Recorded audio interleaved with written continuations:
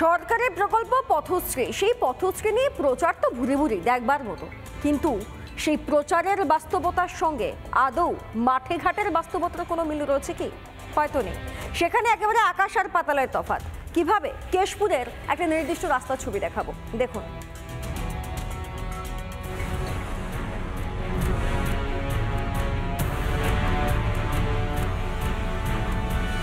এটা হলো কেশপুরের জনসাধারণের চলাচলের রাস্তা।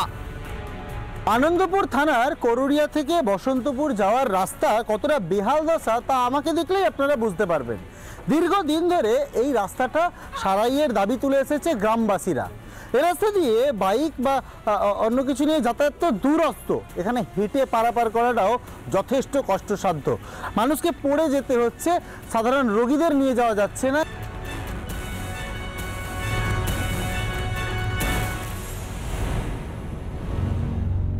বাচ্চারা স্কুলে যেতে পারছে না, আমরাও বাজারে টাজারে যেতে পারছি না।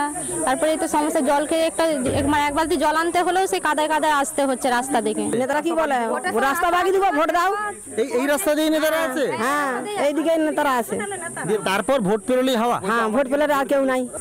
বললো বাগিয়ে দিয়ে এরকম বাগিয়ে দেবো, সব মাপটাপ করে নিয়ে গেল। তারপরে তো 2 মাস 3 মাস পেরিয়ে গেল, তারপরে কোথাও কিছুই নেই।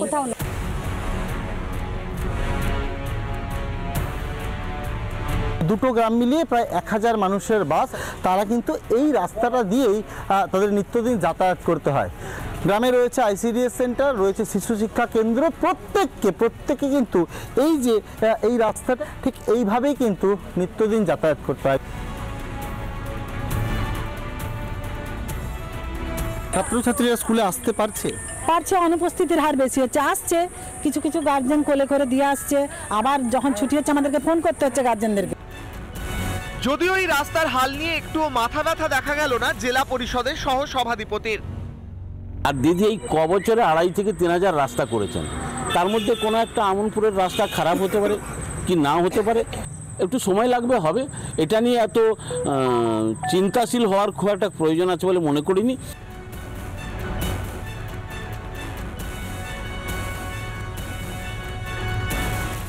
সরকারের তরফে ঢালা প্রচার করা হচ্ছে, পথশ্রী প্রকল্প হচ্ছে, কিন্তু সেই প্রকল্পের ছিটে ফোঁটাও এসে পৌঁছয়নি এই গ্রামে। কেন এত বঞ্চনা? কেন এই মানুষদেরকে এইভাবে থাকতে হচ্ছে? গ্রাউন্ড জিরো থেকে সেই প্রশ্নটাই রাখলাম আমি। ক্যামেরা পার্সন মৃন্ময়ের সঙ্গে সুদীপ্ত, রিপাবলিক বাংলা, আনন্দপুর। চলুন এবার একটু ঝাড়গ্রামের দিকে নজর দেওয়া যাক। 2004 সালে একটা সেতু ভেঙে গিয়েছে, 2025 সালে দাঁড়িয়ে আছেন প্রায় 21টা বছর পার, তবুও ওই বাঁধগড়া অঞ্চলের একটি সেতু আজ অবধি নির্মাণ করা হয়নি। ক্ষোভে ফুঁসছেন এলাকাবাসী। কবে পুনর্নির্মাণ হবে সেই সেতুটি, দেখুন।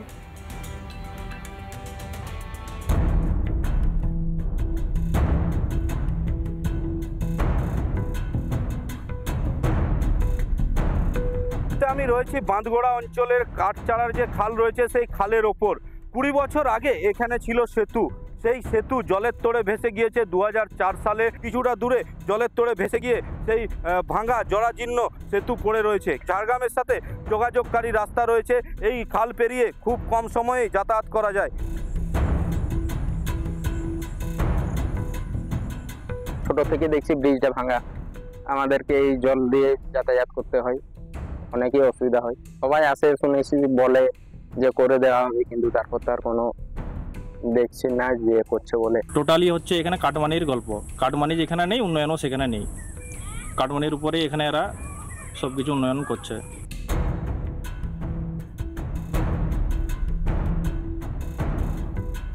এই সেতু সম্পর্কে আমার কোনো জানা নেই এবং কোনো অভিযোগও আমার কাছে আসেনি। এর আগে যে ছিল তার কাছে এসে নাকি জানি না। প্রশাসনের কাছে বারংবার দ্বারস্থ হয়েছেন, কিন্তু তারপরও কোনো রকম ব্যবস্থা গ্রহণ করা হয়নি প্রশাসনের তরফে। জনপ্রতিনিধিরা এলে মেলে আশ্বাস, কিন্তু আজ পর্যন্ত সেতু দেখতেই পাননি এলাকার বাসিন্দারা।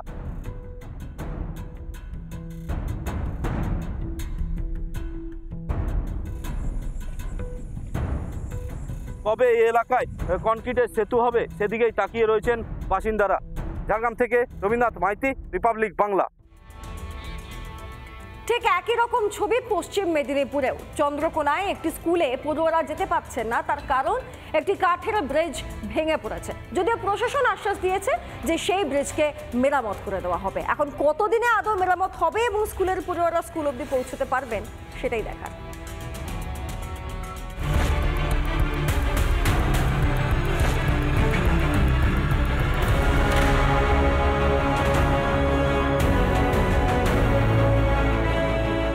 চন্দ্রকোনা 2 নম্বর ব্লকের বান্দিপুর 1 নম্বর গ্রাম পঞ্চায়েতের বাগপোতা এলাকা। এখানে শিলাবতীর তোড়ে ভেঙেছে কাঠের সেতু। চরম সমস্যায় পড়েছেন দুই পারের অন্তত 5টি গ্রামের বাসিন্দারা।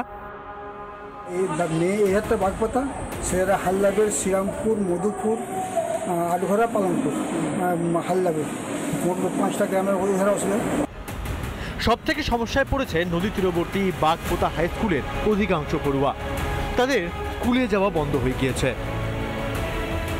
এটা শ্রীরামপুর, আটঘরা, হালদাবের, পালনপুর, ওই পাশে যে সমস্ত আমাদের ছাত্রছাত্রীরা আছে তারা আসতেই পারছে না। এদিকে সামনে স্কুলে পরীক্ষা, দুশ্চিন্তায় পড়ুয়া থেকে অভিভাবকরা। দ্রুত মেরামতির দাবি জানিয়েছেন স্কুলের প্রধান শিক্ষকও। সেকেন্ড সাবজেক্ট পরীক্ষা রয়েছে আগস্ট মাসে আমাদের 1 মাস মাস্টারমশাইরাও খুব চিন্তিত যে তার সিলেবাস শেষ করবো কী করে। এবং তার অভিভাবকরা, ছাত্রছাত্রীরাও যথেষ্ট চিন্তিত। তারাও কয়েকজন আমাকে ফোন করছে যে স্যার এরকম অবস্থায় পড়াতে এগিয়ে যাচ্ছে, আমরা কী করবো। বৃহস্পতিবার ভেঙে যাওয়া কাঠের সেতু পরিদর্শন করেন চন্দ্রকোনা 2 নম্বর ব্লকের বিডিও উৎপল পাইক, পঞ্চায়েত সমিতির সভাপতি অলোক ঘোষ। কালকে স্কুলের হেডমাস্টারমশাইয়ের কাছ থেকে আমি পিটিশনটা পেয়েছি। আগে থেকেই জানি আমরা বন্যার প্রবল জলের তোড়ে ব্রিজটা ভেঙে চলে গেছে। সে এস্টিমেট করে ওটাকে আমরা খুব তাড়াতাড়ি রিপেয়ার করে দেওয়ার ব্যবস্থা করবো, যাতে স্টুডেন্টদের, ছাত্রছাত্রীদের কোনো অসুবিধা না হয়। এখন দেখার সেতু কবে মেরামত হয়, কবে ফের স্কুলমুখী হতে পারে পড়ুয়ারা। রিপাবলিক বাংলা। নানা ধরনের কন্টেন্ট দেখার জন্য লাইক করুন, শেয়ার করুন আমাদের ফেসবুক পেজ, সাবস্ক্রাইব করুন আমাদের ইউটিউব চ্যানেল। পাশাপাশি অন্যান্য ব্রেকিং নিউজের জন্য অবশ্যই চোখ রাখুন রিপাবলিক বাংলায়।